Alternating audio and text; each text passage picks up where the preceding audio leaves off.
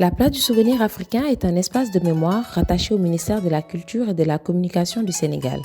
Elle représente un espace de commémoration des grandes figures symboliques qui ont fait l'ineffaçable mémoire des peuples de l'Afrique et de la diaspora. À cet effet, nous vous proposons tous les 15 jours e-souvenir, un concept qui a pour but de vous faire connaître et redécouvrir les grandes figures ayant marqué les consciences collectives.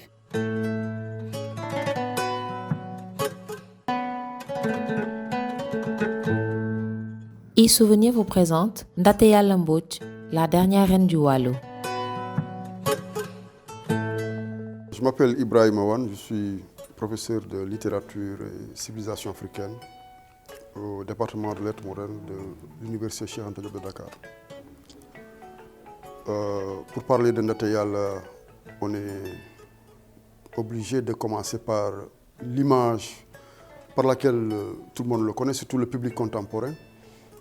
C'est ce portrait de l'abbé David Boila, donc qui montre la femme majestueuse qu'elle est, tenant une pipe, assise, probablement entourée de sa cour.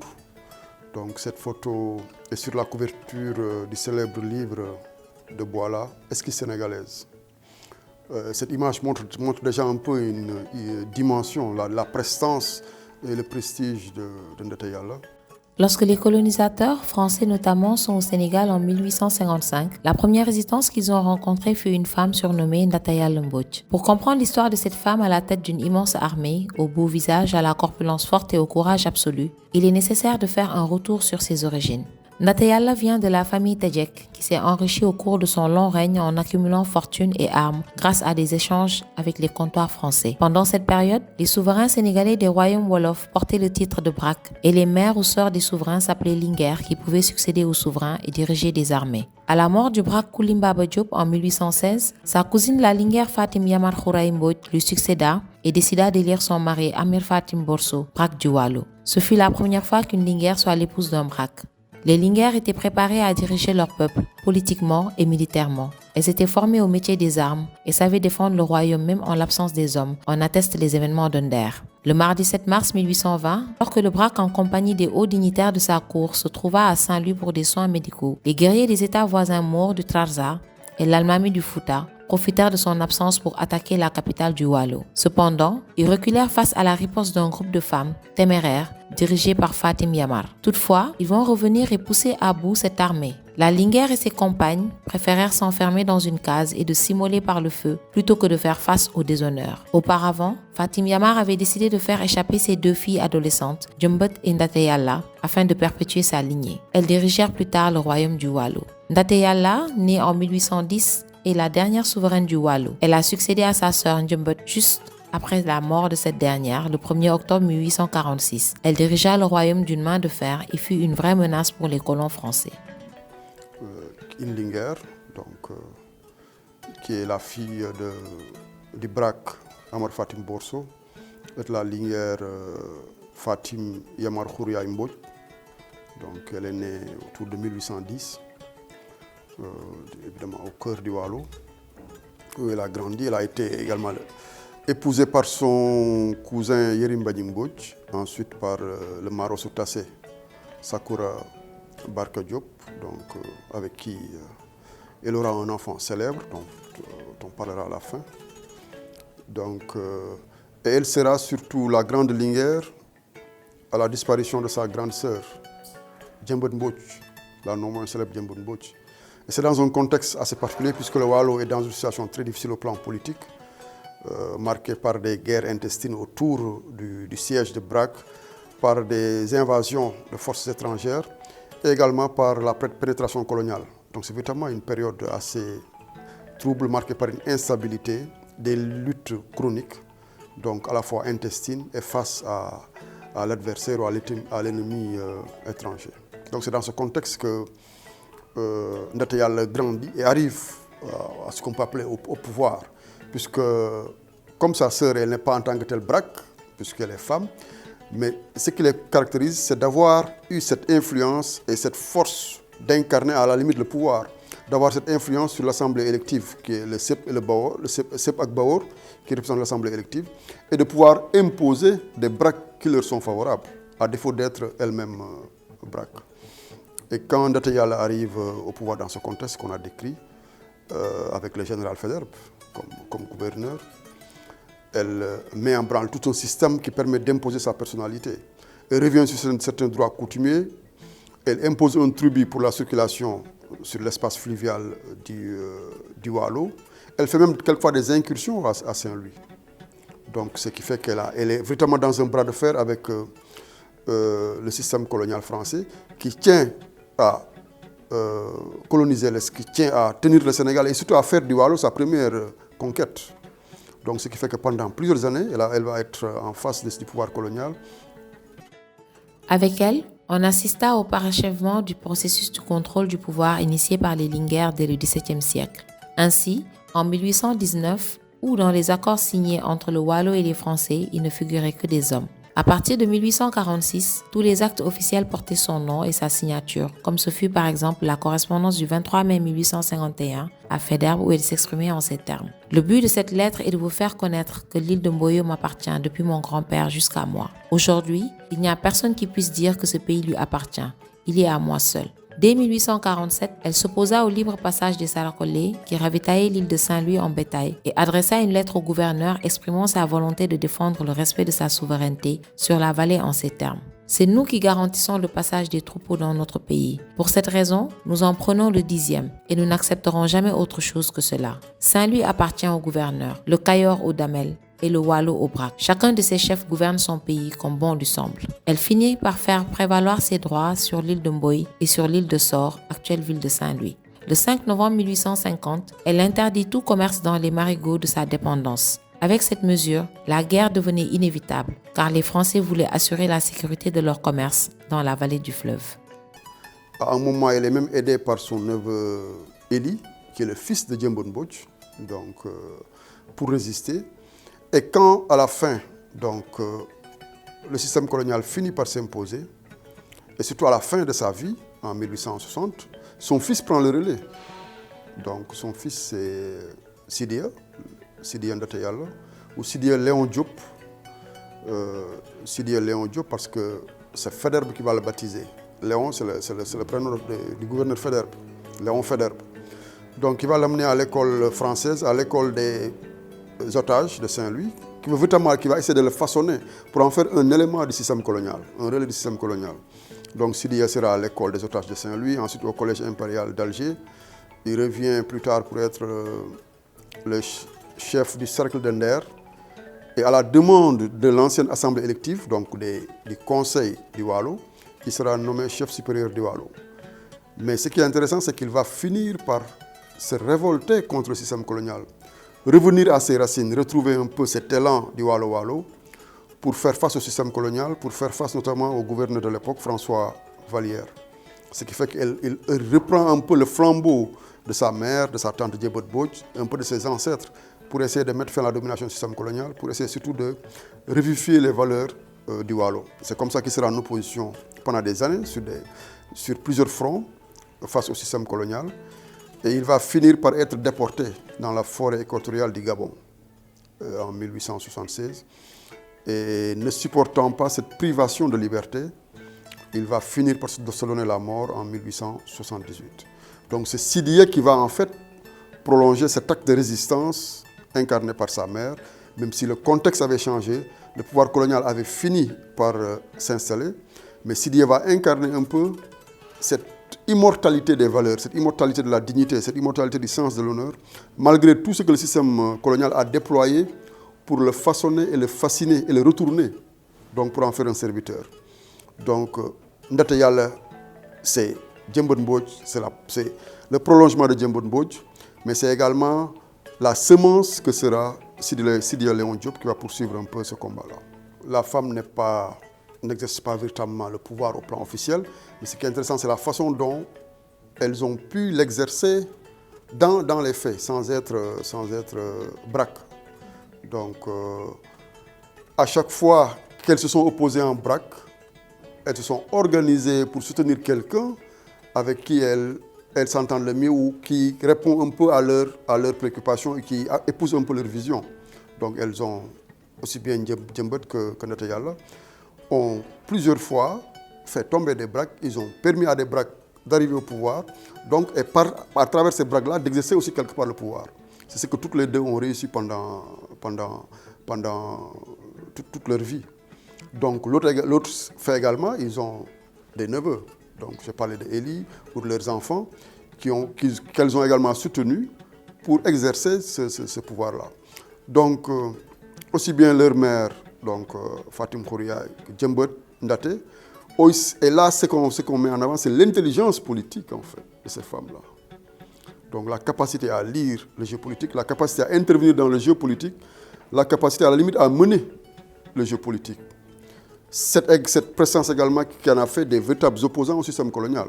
Donc ils ont été vraiment en front, au premier front face au... Parce que c'est une période c'est pas seulement une période de palabres, de diplomatie, c'est une période de guerre, c'est une période de combat, où il faut trouver les forces, les mettre avec vous, et qu'elles soient prêtes à donner leur vie sur le champ de bataille. Donc c'est une période assez trouble, où c'est une ceinture de feu dans toute l'Afrique de l'Ouest, surtout dans la Sénégambie.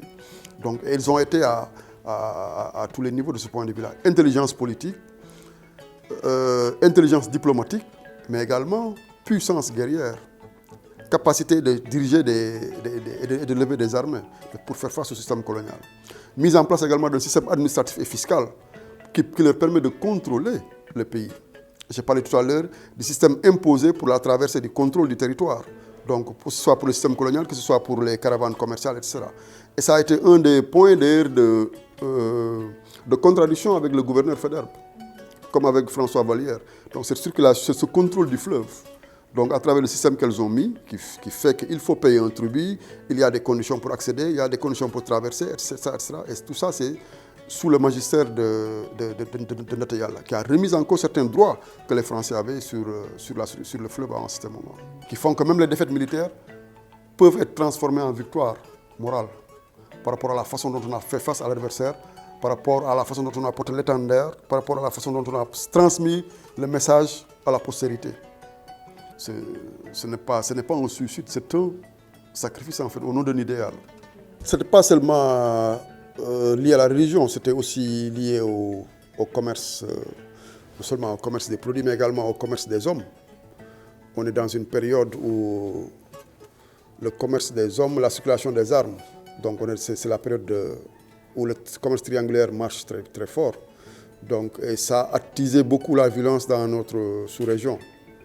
Donc, vaincre un royaume, transformer en esclaves les populations, les vendre, s'équiper en armement militaire pour être encore plus fort, pour attaquer, annexer d'autres. C'est ça qui a fait qu'on a eu une sorte de cercle vicieux. Donc, qui fait que la violence nourrissait la violence en fait. Surtout avec l'introduction massive de l'arme à feu. Ça change les guerres. Ça change en termes de suppression de vie. Donc, et c'était surtout ça, un peu la difficulté dans cette période-là. Cette sorte de ceinture de feu, cette sorte de cercle vicieux, où la mort nourrit la mort en fait. Donc, combattre, vaincre, rendre esclaves, vendre les esclaves, s'armer pour conquérir encore ou reconquérir. Donc c'est pour ça que je dis que c'était vraiment une période de violence sur 3 siècles où l'instabilité est presque le maître mot, où les populations sont éprouvées par la guerre, la faim quelquefois, et les déplacements. On brûle. Le système colonial Faidherbe a beaucoup brûlé. On brûle les villages, on brûle à la limite des royaumes entiers. Les populations sont obligées de se déplacer, de perdre leurs biens, etc. Parce qu'on ne peut pas tout déplacer. Donc c'est véritablement dans ce contexte-là que c'est pour dire que s'opposer au système était extrêmement difficile. Maintenir son royaume intact était extrêmement difficile. Puisque la violence était à la limite le mode d'expression le plus courant. Donc, surtout quand les armes à feu ont été introduites en nombre. Donc, tuer devient beaucoup plus facile, donc à la limite banalisé.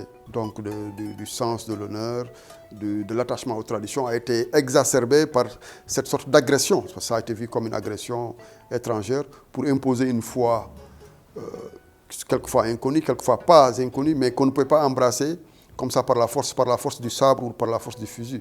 Donc cet esprit de révolte également a été semé par cette façon dont on leur a présenté la nouvelle foi ou la nouvelle religion, qui est vue d'abord par quelque chose d'étranger et ensuite quelque chose d'imposé.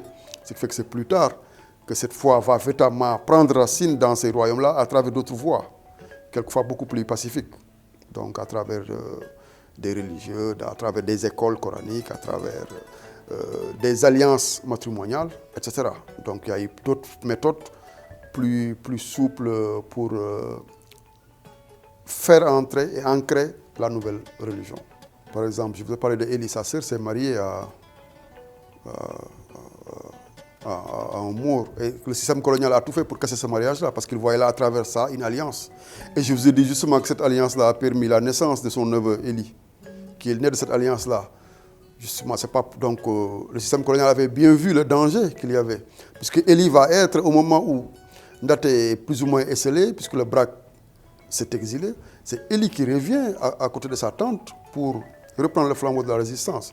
Donc pour dire qu'il y avait, j'ai parlé de cette intelligence stratégique, cette intelligence diplomatique qui va jusqu'aux alliances matrimoniales.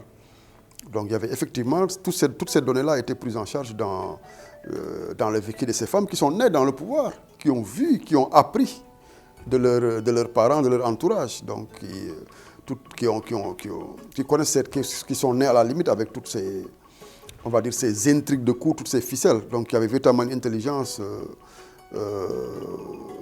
multidimensionnelle, donc, et jusqu'aux alliances matrimoniales. Oui, le plus important, comme je dis, c'est le message. D'abord, l'héritage direct, c'est Sidiya Léon Diop. Comme on a dit, Sidiya Léon Diop, déjà Sidiya Léon, ça signifie quelque chose, de Léon de Faidherbe, mais qui est revenu, qui s'est révolté, qui est revenu d'Alger avec des manteaux de tenue française, parlant français, donc qu'il maîtrisait très bien, et qui à un moment a enlevé ce manteau-là, et allait se tresser comme les grands guerriers. Donc pour dire que je reviens, je laisse tout ce qui était européen, colonial, pour redevenir le Sidiya du Waalo, pour faire face au système qui pensait l'avoir fabriqué à son image. Et pour faire face à ce système-là, chanté par les griots du Waalo qui ont fait ressurgir ce tréfonds dont on pensait qu'ils s'étaient séparés par toutes ces années donc à l'école française, etc. Donc c'est pour dire que la graine était assez profonde. Ensuite, je pense que ce sens de l'honneur-là est resté au Waalo. C'est pour ça qu'on continue encore aujourd'hui à célébrer Nder, à célébrer toute cette histoire. Je pense qu'il n'y a pas mieux que les femmes pour transmettre. Donc, l'ancrage socio-culturel et historique. Donc, je pense que le fait que le Waalo ait ces figures a joué un rôle important dans la transmission de ces pages glorieuses de l'histoire. Donc, les femmes étant les mieux habilitées pour conserver, pour diffuser, etc. Donc le fait que ce combat soit porté par des femmes, je pense, a permis un peu de garder cette conscience historique jusqu'à présent. Ce qui fait que aussi bien Djembet que Ndaté Yalla sont restés des figures presque intemporelles, puisque leur message est toujours d'actualité par rapport aux défis donc, des différentes générations qui se sont succédées sur la scène de l'histoire. L'histoire doit être enseignée au quotidien par différents supports, par différents canaux. Donc, l'acte des femmes de Nder est un acte historique parmi beaucoup d'autres. C'est un exemple qu'on exhume pour illustrer le combat des femmes, pour montrer que ce combat-là a également été porté par d'autres en Afrique, notamment au Sénégal.